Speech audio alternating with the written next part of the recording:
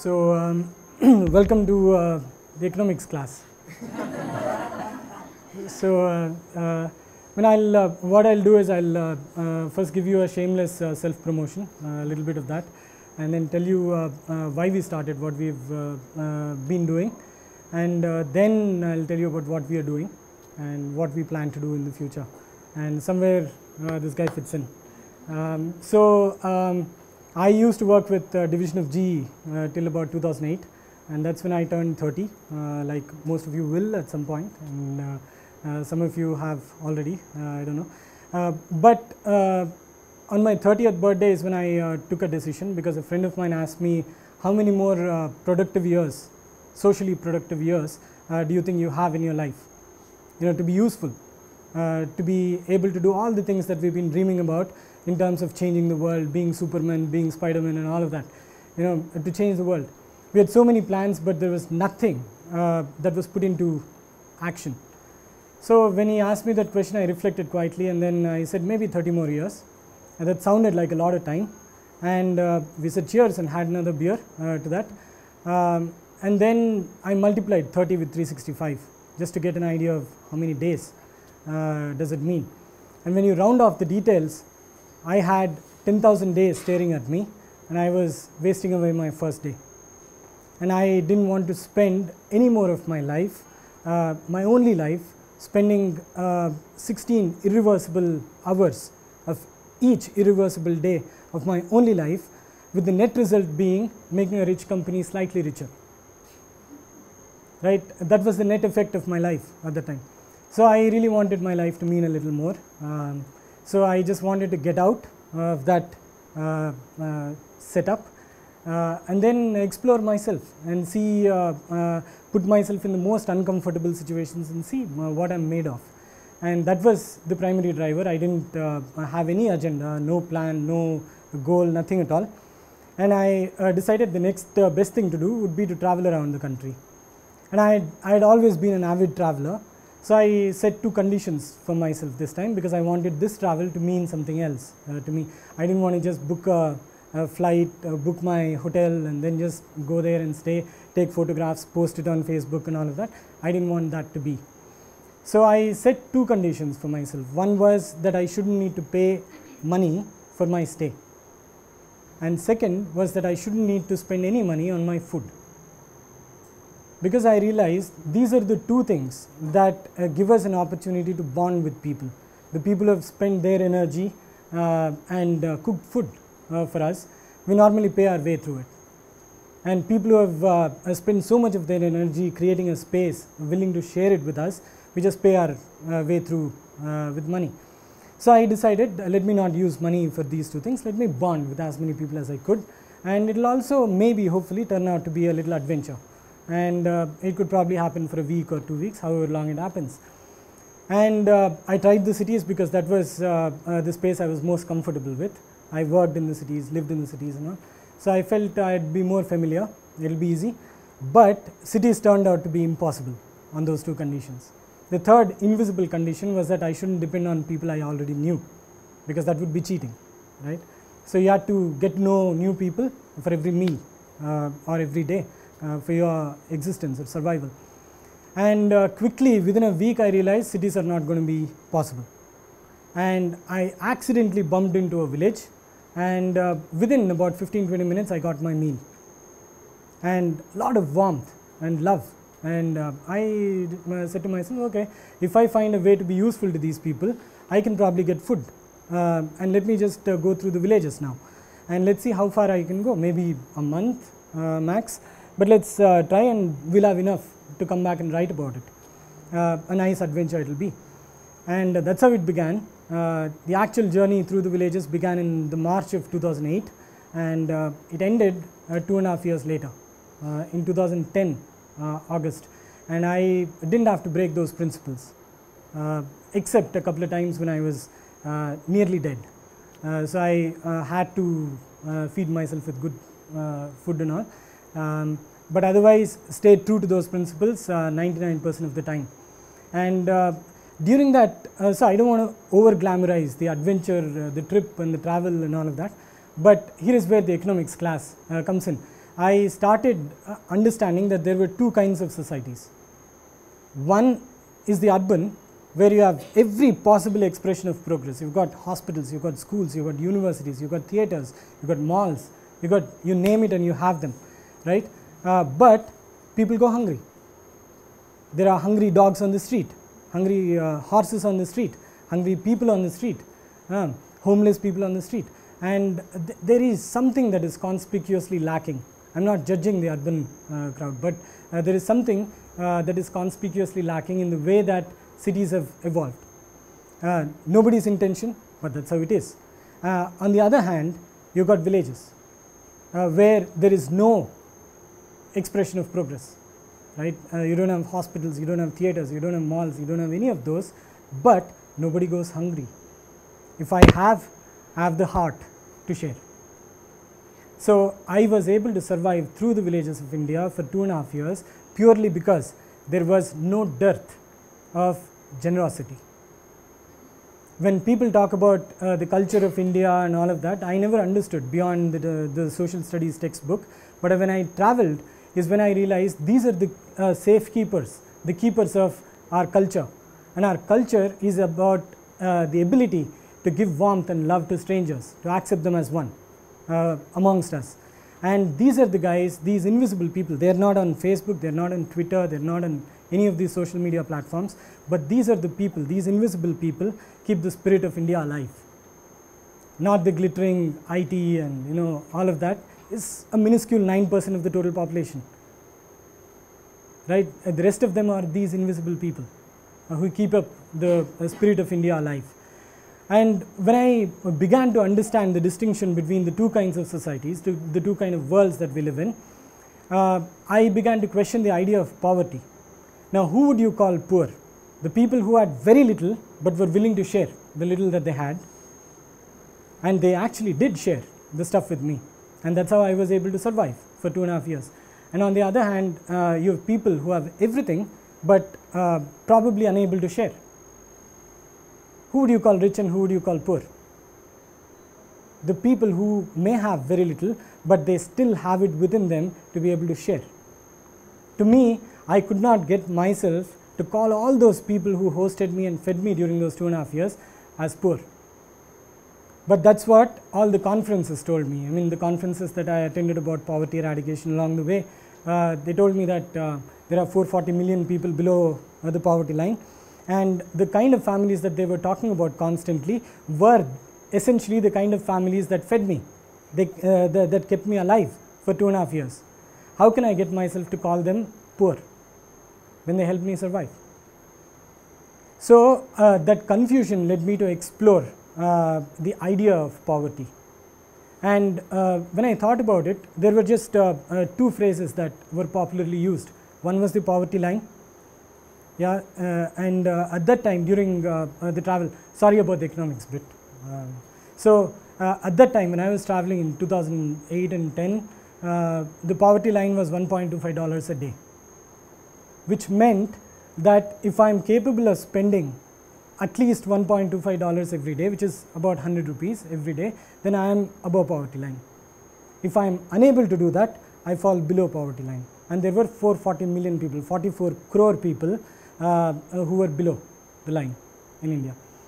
Now when you see it, the line keeps changing every year or once in a few years. Yeah, today if it is 100, tomorrow it will be 500. I'm sorry.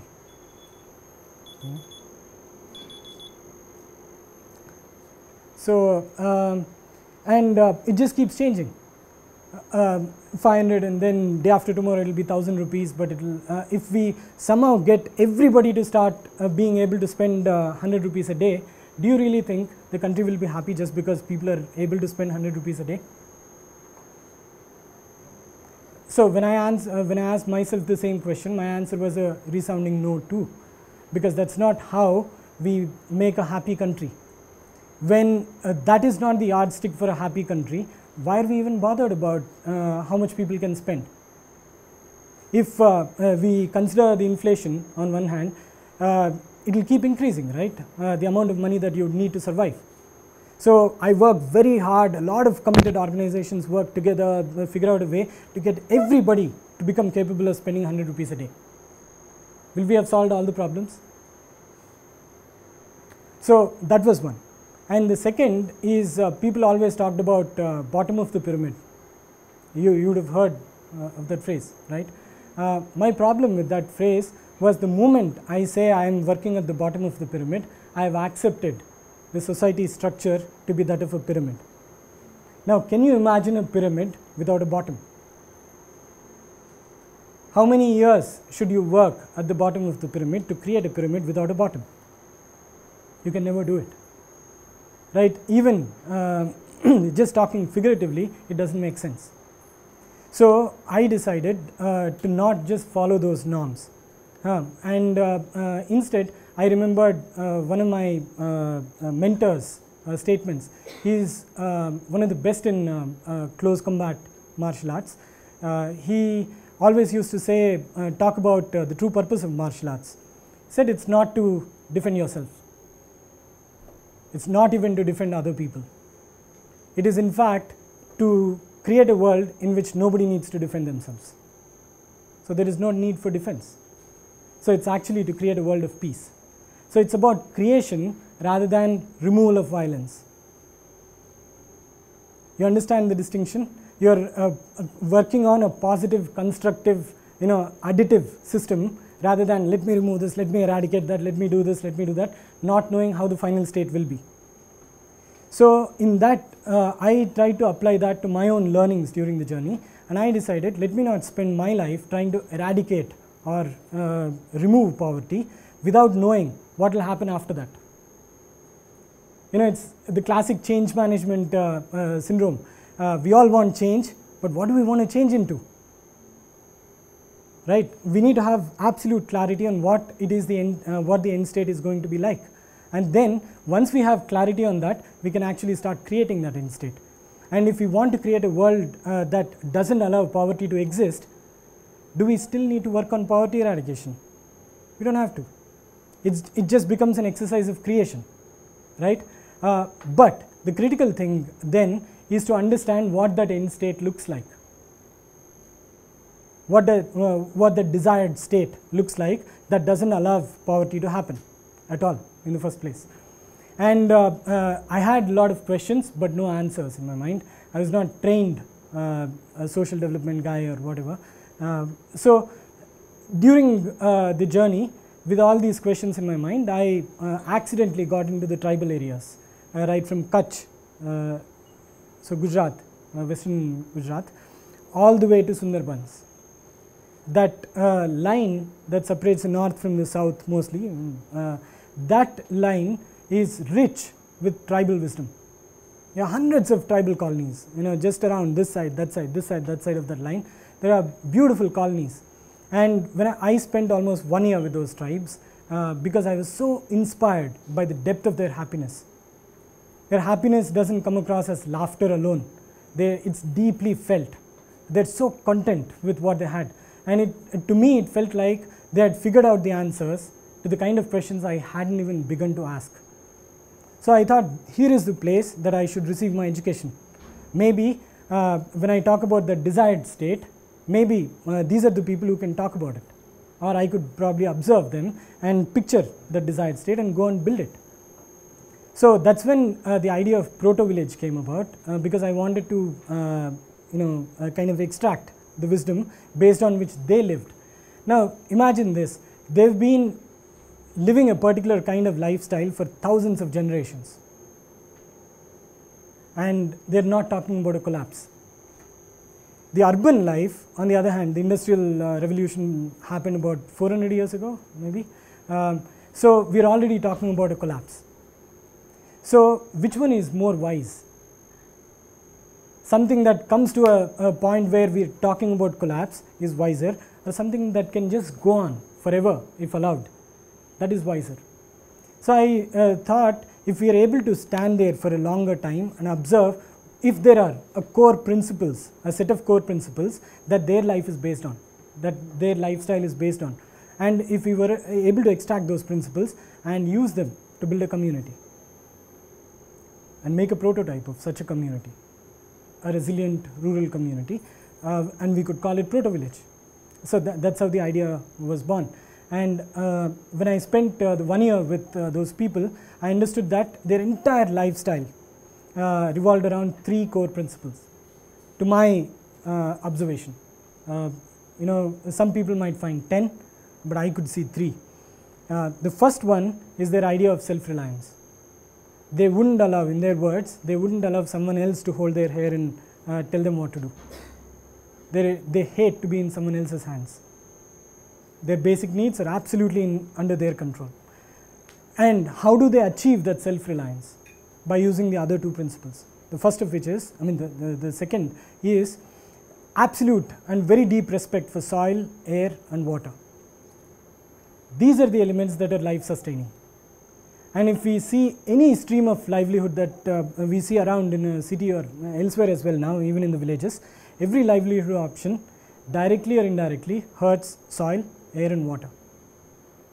So it's like the proverbial tree on which you sit on a branch and cut the very branch that you're sitting on, knowing that you will fall and hurt yourself or probably even die. And that's what we are doing right now. So that's the second principle, a deep respect for soil, air and water and all the life that these 3 elements carry. And the third principle is, instead of competing, they have interdependence. So nobody talks about my space and your space and the pyramidal hierarchy and all of that in a tribal colony. They are always in a circle. Everybody gets their turn of respect, and there is a rhyme and a rhythm to it, and it's beautiful to see that. It's interdependence. Collectively they become independent because individually they try to depend on each other, leverage each other's strength and wisdom and experience and all of that. Now these 3 principles I felt could be used as building blocks of building a community. And it was in Sundarbans that I ended my trip, and it was exactly 1 year after the Ayla cyclone, and I'd been there just a week after the cyclone had hit. I'd seen the kind of devastation that had happened in 2009, and 2010 again, when I ended the trip there in Sundarbans, I was curious to go back and see what people had done to prevent such a damage again. There was absolutely nothing that was done. So I chose to start living with the fishermen there and try to build the proto village there. After having spent 2 months with them, what I realized is I needed to be absolutely familiar with local language and culture, without which I couldn't move much ahead. So that's when I put the tail between the legs, walked down south to my native district, which happens to be in Andhra Pradesh, and then decided to find a village there where I could live and work. And my district is Anantapur, which happens to be the 2nd driest and one of the poorest in the country after Jaisalmer in terms of the dryness and the amount of rainfall that it receives. And there are 1,000 villages in that district. I went to about 166 of them with a set of criteria to choose which village would I want to live and work in. And once I once I did about 166 of them, I got bored of traveling. It's like when you have got an exciting idea, you don't want to keep wandering. You just want to root down in one place and start doing something, right? Otherwise you are constantly getting frustrated. So I decided to start living in this village called Teklodu. This was in the August of 2010. And then spent the first 6 months in that village, each day with a different family. The deal was that I would do whatever they did for a living. If they are laborers, I would just go be a helping hand. If they are farmers, I would just go farm along with them. Truth be told, I was not an efficient worker. I was not trained to be a farmer. I didn't even know how to hold a spade. But the point was, I could earn a meal by just being a source of entertainment. The way I held my spade, the way I tried to remove the weeds and all of that, they would just laugh and give me meals. And it was okay, it worked out. And 6 months, every night, I would spend the whole day with the family, doing something useful for them in whatever way I could. And at the end of the day, I would sit down with them with a template, a mental template of their financial health. Kind of a questionnaire, a discussion over dinner. And in 180 days, I had a reasonably authentic financial information of the entire village. I knew the invisible social order I knew who was pulling the strings, who were the money lenders, and who was the richest in the village, who was the poorest in the village, and why, and all of that. What were the assets that each and every resident of the village had. And after 6 months, I mean, I'll cut the long story short. After 6 months, it so happened that I became homeless in the village. For the first 6 months, they had given me a hut that got washed away in the rains. So I was homeless, and there was one particular household which was planning to migrate out to Bangalore. And I went to them and I pleaded with them to not go and instead continue to live on in the village because I needed a home and they needed an opportunity. So it was a marriage of convenience. So I told them, I'll help you with the farm. I know about zero budget natural farming, I know about permaculture, I know about all of these things. Truth be told, I knew nothing. I had only seen YouTube videos of how those fertile soils grow, the greens and the plants and all of that, but knew nothing beyond. I thought farming is super easy. But I blabbered on, and somehow my stars aligned, so that guy agreed to let me in. And so he said, first thing we do is walk to my farm. And we walked from the village, and we just kept walking, and all the kinds of lands that I had seen on YouTube were disappearing gradually. All the farms were behind us, and we were just still walking out of the village. And then we started climbing a hillock. There were rocks, there were boulders, and there were all kinds of things. And then he stopped there and said, here it is, this is my land. And I said, but YouTube, they said, this is it, this is my reality. And then we walked around on that land holding hands, and I started telling them that we'll set up a wind turbine here because there is a nice, what do you call it? No, a wind tunnel. There are hills on either side, so it creates a wind tunnel that accelerates the winds, and you could have a wind turbine that generates electricity. And we'll terrace the hillock, and we'll grow maize, and the moment there is maize, we'll get cows. The cows will eat corn, they'll give milk, milk goes to the market gives you money. There you go, that's our plan. And they were all excited. Then they said, what do we start with? And I told them that, okay, here is our timetable. Every year, every day, we are having to spend 2 hours commuting between the village and this land. We can't afford to do it because I only have 1 year to do all of these things that I said. And they somehow had the guts to believe me because I didn't know that I was worth believing in at that time. And because I didn't know anything about farming or anything that I was committing to them about. And as luck would have it, the first decision that we made was an impossible goal.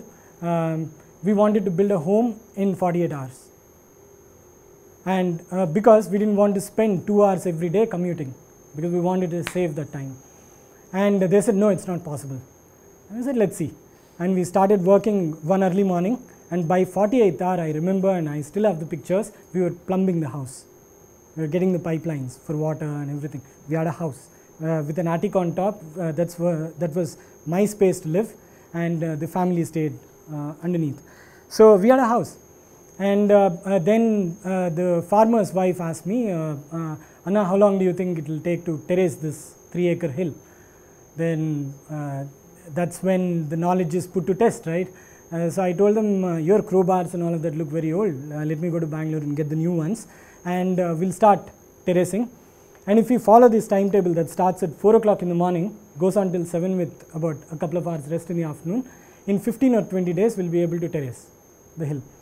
And that was my estimate. And we followed the timetable to the T, and it did not happen in 15 days or 20 days. It happened after 8 months. So that was the most intense experience of my life, because it taught me many things. The first thing is, every day I would spend bending my back and breaking the rocks, breaking the boulders, building the bunds and all of that, making the terraces, and I would feel I'm changing the whole bloody world. So much hard work. And then at the end of the day, when I just stood on the bund and watched the amount of work that I did, the quantum of work was hardly a couple of square meters. So what I could realize at the time was the joy within you is not related to the scale of your work. So scale is irrelevant. So keep that out of my mind and just worry about what I can do and just have fun with it. and as long as I'm having fun, it's useful. And that's how it began. And the second thing that I realized was villagers didn't like preachers. Nobody likes to be preached. I think they started liking me a little bit because I was willing to just bend my back and work, not yap away. It took us 3 years to work on that piece of land. Their income, according to my sheets that I built in the first 6 months, their initial income was about slightly less than 7,000 rupees per annum. So some of us have friends who can just blow that money away in one dinner, or or one whatever. The thing is, that was their annual income. And when I left them in 2013 December, by then they were earning about 14,000 rupees every month, a steady income, and they had a wind turbine that was generating all the electricity they needed, and it was completely handmade, locally made, right there. And it was generating all the electricity that they needed, and they were growing all the vegetables that they ate. So their dependence on the market was reduced, and they had set a standard of living that did not depend on what the finance minister said about the state of the economy, right?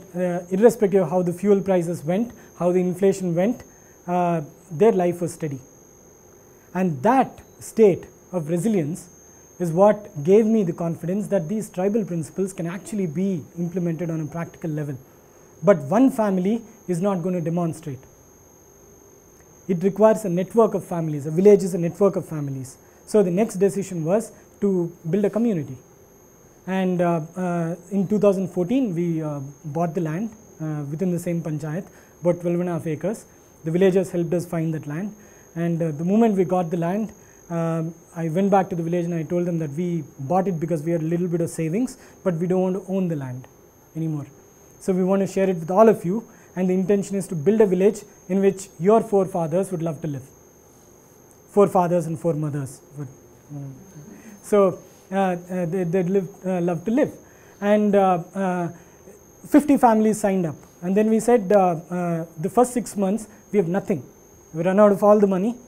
And we don't have electricity there, we don't have water there, we don't even have soil there, because everything got eroded. Now the first 6 months is going to be complete Shramdan. We don't want people who will sit there and complain, we don't have this, we don't have that, and all. We are going to be creators of a new world out there. And so 50 families became 12, the moment there was no money involved.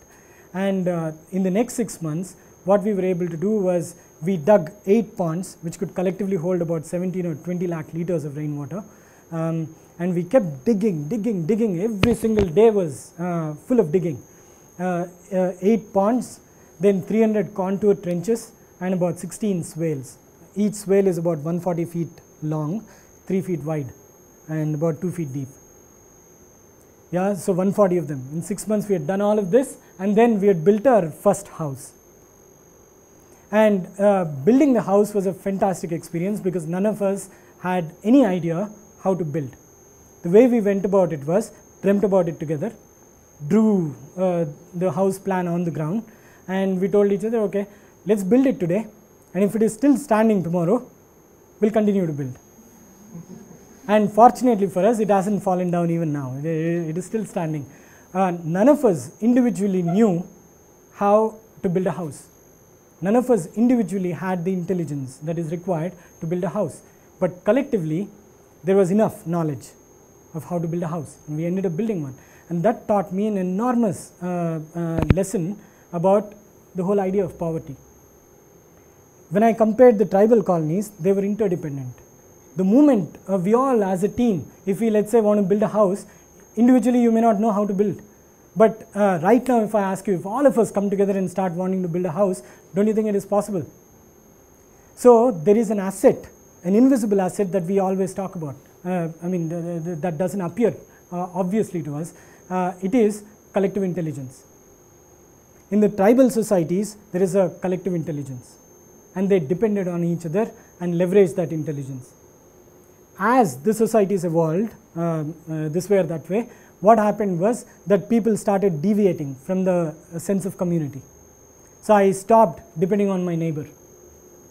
I wanted to rather build my own life. So when I deviated from the community, I had to depend on money and markets for even the most basic of my needs.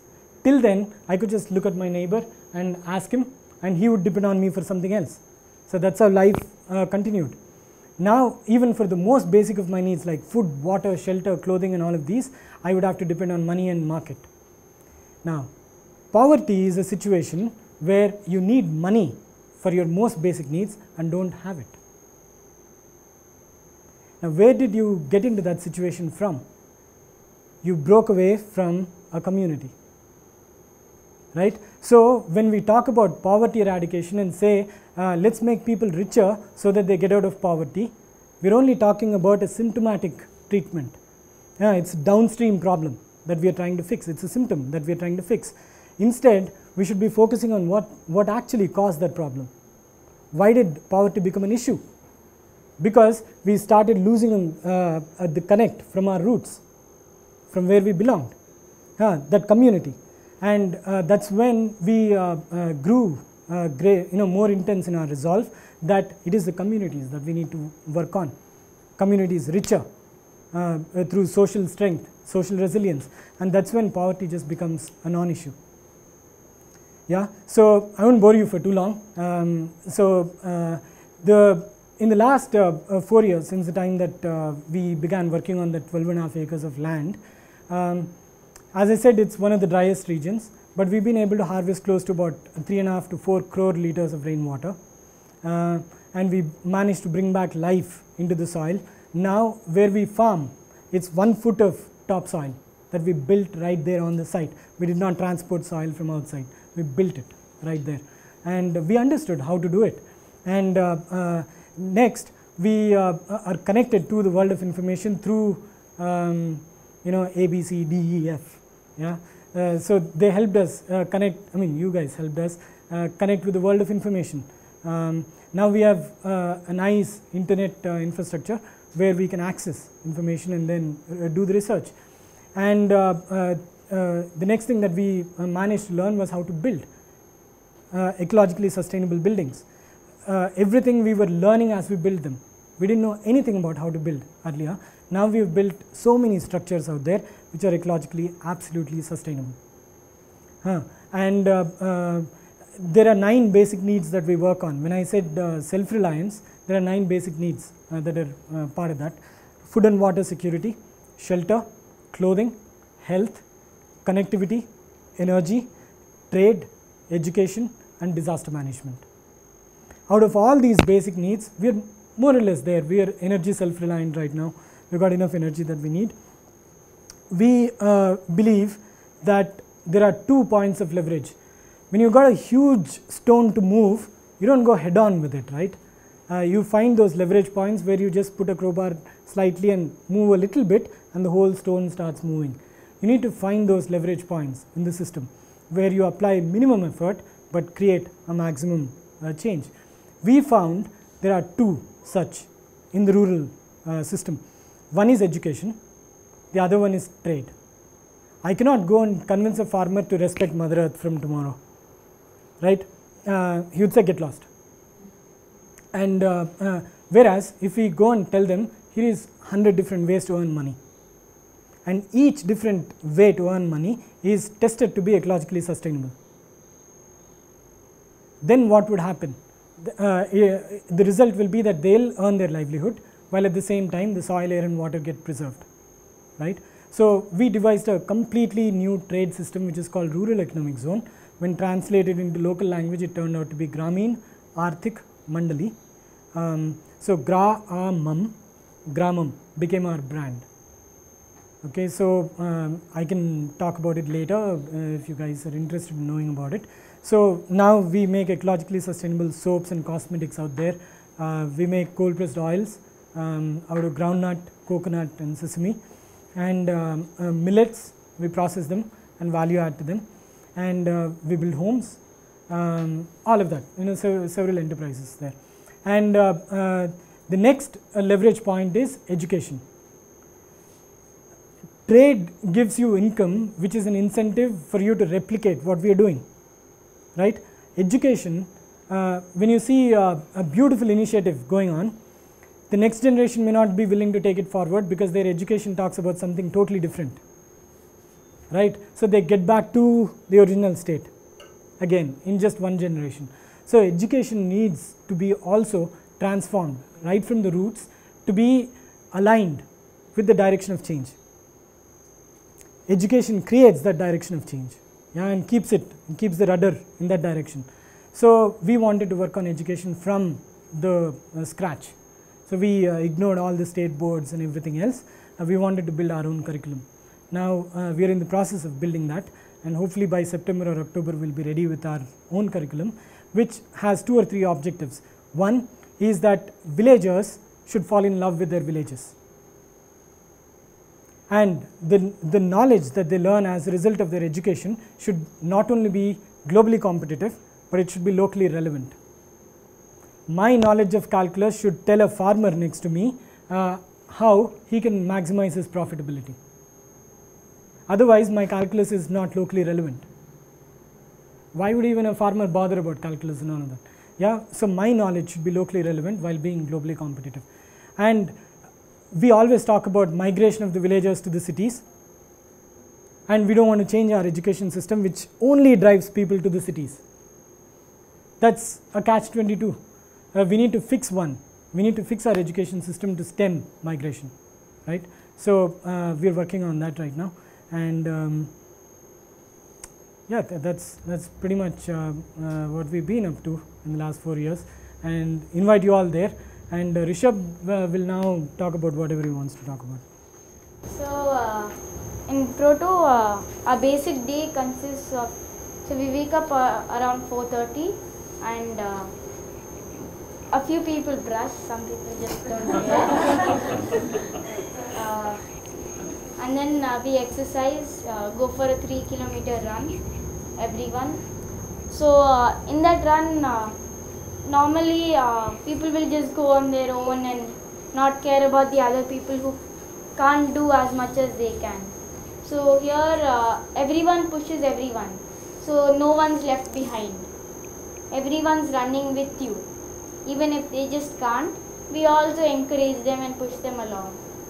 So after we're done with that, we do basic stretches so that not getting up in the morning, because say my back is hurting, I can't get up, none of that. And then we do an hour of meditation. So meditation, it really helps calm down the body after like such an energetic workout. And after our meditation, me and my friend Ugra, we run the poultry business in Proto village. So it's a breed called Kadaknath. It's black meat. It's from Madhya Pradesh. If you want to buy it, you can come to Proto, or we'll figure out how we can send it. So we work there, and once we're finished with that, we join the others in the market garden. So we plant trees, mulch our beds, our swales and all the contours. If they're corroded, we redig them. We plant more trees, water them. So we do our farming and take care of the trees in Proto village. And after that, we wash up and breakfast. Everyone's very hungry and just want to eat. And after breakfast, the school kids all go into different activities. So we have a maker space called Maya Bazaar. In that, one thing as Papa said, no, some uncle said, we're making a home out of paper. So our own dorm and my grandmother's house, we're building out of paper. So some kids go to the paper making, some kids go to the soap making, or we go and help in the construction, plastering, so pottery, very different things. So in that we'll say we're making soaps, and we want to learn how to measure a soap and the mass, density, the ratio and proportion. Say we have a doubt, we can go to one of the teachers, say Papa, my mom, other like people who know it, or the internet. We can go figure it out. So that's how we mainly learn. And some part of the day we work on our languages, Hindi, Telugu, English. So there English is a problem. So not many people know English, and we encourage talking in English amongst each others. Not like say, you might want to say, hey, come and have lunch. Normally how they say it, they say in the local language and what they normally used to. So we encourage talking in a language that they don't know and want to learn. So say in Telugu we say lunch ki vastava. So bhojananiki vastava. If that's in Telugu, that's how they normally say. But we'll say come for lunch. So we encourage different types of learning. And after that we have sports, so everyone's ready for that because no one wants to miss out on sports. We have a skate park which I spend a lot of time there. All the kids spend a lot of time there. We have a rule called girls first. So it encourages the girls to learn more and be more there. So there's another rule saying no school, no skateboarding. You don't learn anything today, no skateboarding. So we spend from 4:45 to nearly 6:37 playing.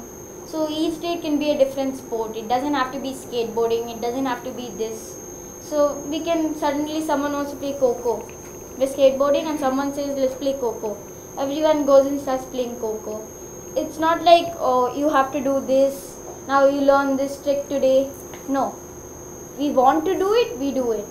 If we don't want to, we can go read a book or anything we want to. It's not like you have to do something. And then some people have a bath, not many people do it. The people who are like actually clean have a bath and change into their night clothes. And we have dinner. And after dinner we reflect on what mistakes we made and who we can apologize. Like if I hurt someone, we go and apologize to them. No keeping it like in their hearts and saying, oh, I did that and I feel bad. You just go and apologize. And if someone asks for an apology, you should be ready to forgive. So after dinner we do that. We reflect on our day, what we learned, what we taught other people. So there is nothing like adults teach children. If I know something and Papa wants to learn it from me, I can teach him. If he knows something and I want to learn something, I can teach him. Sorry, I can learn from him. Sorry, I made a mistake. So then we basically sleep. Everyone falls like logs, and I'm known for not waking up after I sleep. So even if I fall off a bed, someone pours water on my face, I'll sleep through it. So I guess I get that from my mom. She slept through an earthquake. How do you manage to wake up at 4 in the morning? In the middle of my deep sleep, no one can wake me up. When I am about to get up, someone can just do this and I'll wake up. Yeah. So But normally sometimes people don't do this, they do this. Yeah. Just to make sure. Yeah. Yeah, so that's basically our story, and yeah, thank you for the patience.